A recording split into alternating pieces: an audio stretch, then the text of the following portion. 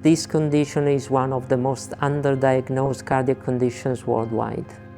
If you have a cardiac arrest in your family or even a sudden cardiac death in your family, genetic testing and autopsy can reveal a genetic heart disease. Cardiomyopathy is the #1 genetic heart disease.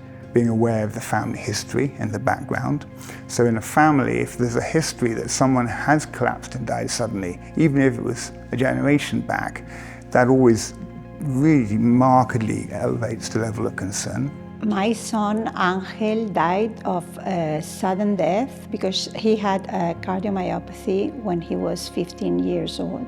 He died without having any symptoms before. We didn't know he had this disease. But if a youngster is chasing football and goes down with a bang, that's always an alarm signal.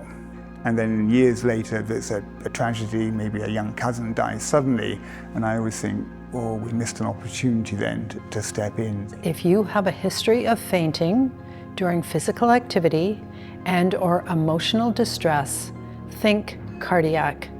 Get a cardiac assessment. Personally, I've had a heart transplant for my cardiomyopathy. And unfortunately, at the age of 47, my heart started to fail very badly. And at 48, I got a heart transplant, and that was 7.5 years ago. I advocate for the 23,000 kids a year who die from underdiagnosed cardiomyopathies in the United States. I advocate for cardiomyopathy for myself, my 3 children, and my 6 grandchildren. I'm advocating because of my son Joshua. Myself and 10 of my family. I am advocating for my daughter Judith.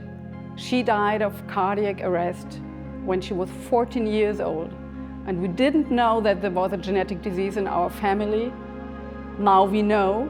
Think cardiomyopathy. Think cardiomyopathy. Think cardiomyopathy. Think cardiomyopathy. Think cardiomyopathy. Think cardiomyopathy.